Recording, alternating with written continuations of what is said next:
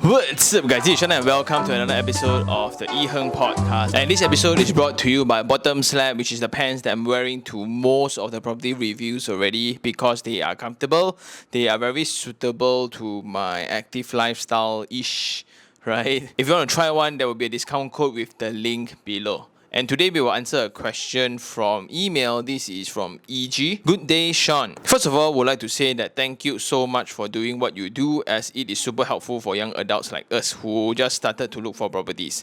Your contents and podcasts are where my boyfriend and I find our trusted reference for. Hope we will be able to get your advice for our next property planning. Number 1, bought Tropicana Miyu, owned by me, installment 2004. Number 2, bought Eco Ardens, Huni, owned by the husband, installment 1005. Both above projects were purchased with investment as the initial objective. Right now, we are thinking of getting a landed home where we can stay in after 3 years.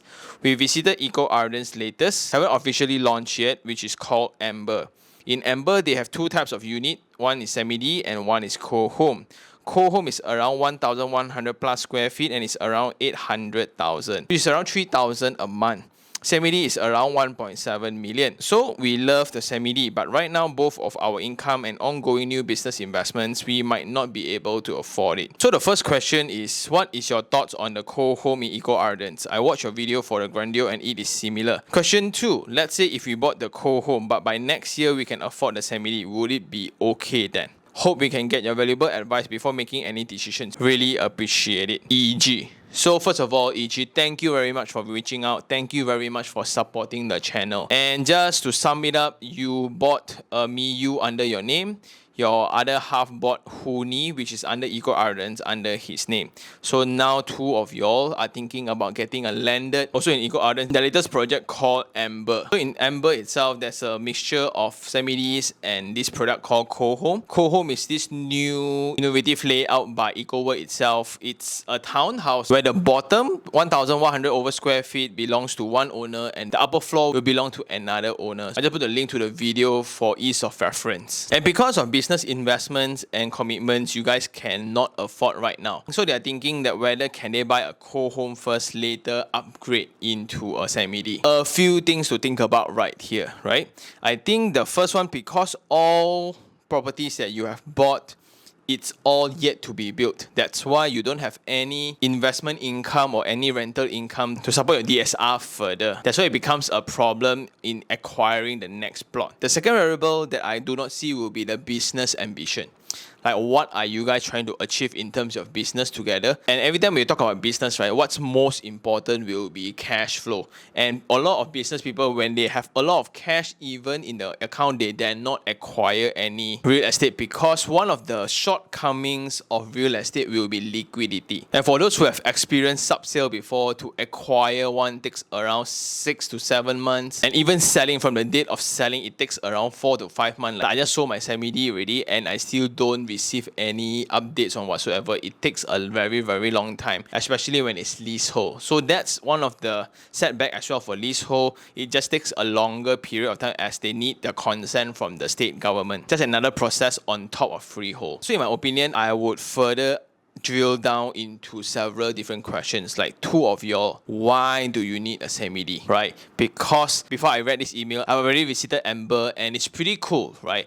And for those who don't know, EcoWorld's concepts and development are just very suitable for families. And what's surprising is all their previous phases, right, all sold out. You see the earlier phases like Nara and other landed, I don't even know their names, but all those were sold out. And right opposite will be Setia Eco Park, which is the very famous bungalows. Then next to that will be Tembe International School as well as Setia Alam Township. Then you have the Setia City Mall. Coming back to the question, two-person, why do you need such a big home called semi-D? Like personally, after I have a kid lately, then it starts stirring up a lot of thoughts of providing the children more space and etc. Then because of the MCO, all of us had this very traumatic experience of being stuck at home. Suddenly we all appreciate space, yes, but when the pandemic happened again, to me, Not really. But then suddenly we realized the space requirement for a toddler. That's why personally, after acquiring the Bukit Jalil one as a home to stay, I'm still in this journey of searching for my next home. Ideally, it can be a landed just because I need the compound for my kid to run around. Then that will be the next question. So the point is to match the space requirement in accordance to your family planning.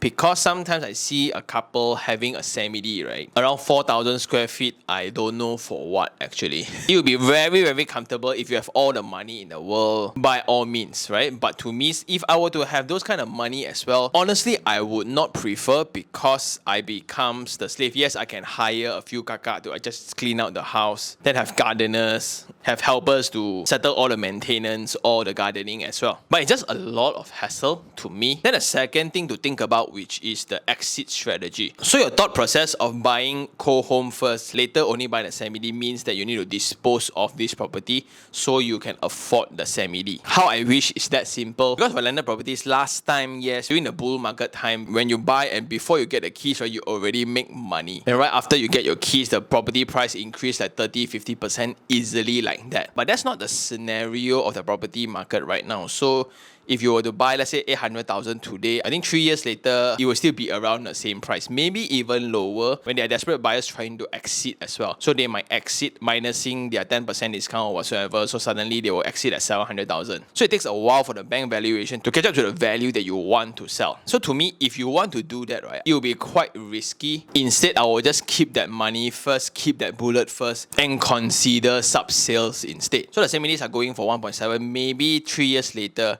I'm pretty confident it will still be around 1.7, 1.8 lah, right after people get the keys. And if you look into the property portals today, I'm pretty sure they are listings for the earlier phases, like the bungalows. Yes, they were sold out, but these people also want to sell, right? So if you're considering of buying just to tank and later let go to acquire a bigger unit, might as well you just save up the bullet, put it somewhere where it can generate certain level of interest, then 3 years later take it out and use it as a down payment instead. On that same note, the third thing to really take into consideration will be the timeline of all the units that you're going to get. Let's say Tropicana Miyu, when you're going to get it, the amount of renovation cost you need to cough out, then 2 to 3 months installment buffer before you get the units rented out. Second, for the Huni is a little bit more affordable, so no worries there. And after all this, right, which is 3 years later, your entire finances will change. So this is a balance between FOMO, where you worry that the stocks will sell out, so might as well buy something first in case the price increase, right? But the worst case scenario is after you get the keys, you cannot let go at the price you want. So you need to drop price a little bit, or you need to wait longer in order to exit the property. Then suddenly with this property, you cannot rent out also because you need the money and the slot to buy the semi-D that you want.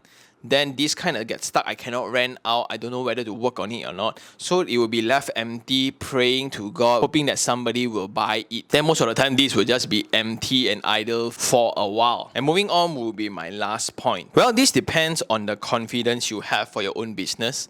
Like now, you are quite bullish already looking at the profiles, and I'm very proud to be part of that journey. Like you guys are acquiring properties quite aggressively compared to everyone else, but to me, it's still normal lah.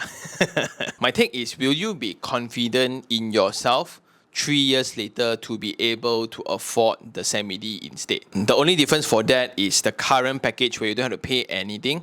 So 1.7, basically you just put 8% or 10% down payment, then the rest is covered by the developer. Very, very attractive, right? But 3 years down the road, are you confident that there will be some available in the market where you get to still have 1.7 each, 1.8 million? It means that you need 10% down payment plus the rest for renovation. So it's around 3 to 400,000 safely just for the house instead. Will you be confident in that situation then? Because I realize this formal conversation, right, myself included, revolves around the uncertainty of our income. If we are bullish in our very own business and investments, I don't think we need to worry that much that properties that we want to buy as home to be increasing so high. And high here means like around 10%. But the main point to consider is still the down payment. Like the amount of cash outlay for a 1.6 million house is easily 3 to 400,000. And when the space is so big, the renovation cost is easily going to be 2 to 300,000 again. But if you're confident with your business and investments, by all means, right? But personally, I do understand why you feel like that, because if you look into the past records, if you look into the landscape treatments, if you really went to the tour that the salesperson bring you around, right, it's so convincing. It's like you're missing out on the opportunity of a lifetime to own the home that you can build with your other half. Maybe just don't get it yet, right? Get it later, perhaps. And just to sum it up all over again, first you have the understanding on the spatial requirements for your family. Like for those who have not stayed a semi-D before, it takes a lot of work to maintain the house, not only in terms of money, in terms of time and effort. And sometimes it might be too overwhelming when, especially in time perspective, for most of us, we will be busy building the business, busy working and whatsoever, right? Coming back to the house, the least I want are maintenance issues about the house. Well, that also depends with the family planning on how many kids you want. If you want to have a lot, then it makes sense, right? If you want to have two, then do you really need such a house? Second thing, personally, I do not encourage you to buy the whole home just to hold. I don't think that is a good move at all. Instead, save that money. If it's 10 to 15 years ago, then I would say yes, because everyone made money once they received the keys to their house, because the subsale market is just insane. But in this particular moment of time, just to play it a little bit more conservative, I would just assume the same price with my SPA when I receive the keys, right? So let's say when I buy a whole home, it's 800,000. 3 years later is 800,000, and it takes a while to sell. Let's say 2 to 3 months, viewings, agents arrangement or whatsoever, defect later, so it takes around 8 to 9 months before you officially get the money to your unit. And think about it, did you earn anything? Not really though. Maybe around 3 to 4%, because let's say you put in 2% down payment now, everything else borne by the developer. By the time you get the keys, then you sell, people pay you 10% down payment, minus off the 2%, minus off another 2% for interest, then you have around 4 to 5%. From that 4 to 5% of 800,000 is only around 40,000, and you need to pay tax for that profit. All this for nothing, right? Maybe like 10, 12,000 or you earn. But instead, it takes up slots in case you see anything else that is very interesting. So to me, reserve that bullet, reserve the fund, focus on the business, and make the down payment for the sub-sale house as your goal for the next 3 years. Let's say we need to establish a goal of 300,000 to stay that ideal house. Let's work together. 300,000, not that crazy. 1 year, 100,000, or it can be 50, 80, then 120,000. Then by the end of the year, you will have 300,000 in the bank. And that can be a very, very nice goal to work together as a couple in order to achieve a dream home together. At the same time, manage your MIU, manage the Huni. Then officially, you guys are in the capital game already. But the challenging part here will then be to not buy anything else and reserve that slot for the next 3 years.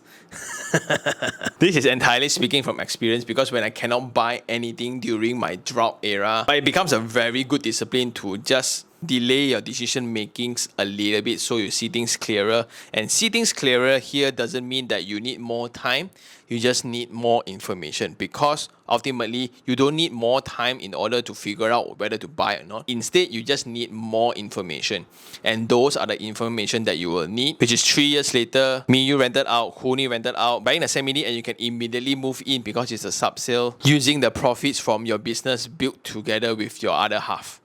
That's amazing. Well, that being said, if you are very aggressive, if you have full confidence, 300,000 is nothing. Down payment is not a problem. I still don't think that you should get a smaller house in order to afford a bigger house later. I just think it's a pure waste of time and effort and energy. Instead, focus on crypto or watches instead, other assets, right, where you are more comfortable in making full use of the money you have in the bank. Even if you buy and you say that you can refinance later, right, within these 3 to 5 years time, I don't foresee there will be a humongous jump in property price where suddenly your MIU, once handed over the keys, right, and you rent out, suddenly it will be a upside of 10 to 15%. But refinancing only take 80% of the market price, where I don't think there's enough difference between your loan and the market price within these 3 to 5 years time. So even refinancing, I don't think it's a way to go. That's why personally, I would just encourage you guys to be a little bit more patient. Just look-see a little bit. If you really cannot wait and the money you earn already, right, you can always get the earlier phases, ma. And if you can afford to get a sub-sale, right, there will be way more certainty. You know what view you're gonna get, who's your neighbor, the actual condition of the house, ceiling height, toilet, everything, including the condition of the roads, infrastructure, clubhouse, and etc. And I think that's all for this episode. Thank you very much for supporting the channel. Thank you very much for sharing your story. And for those who still have any questions regarding real estate, do just email me at taniherng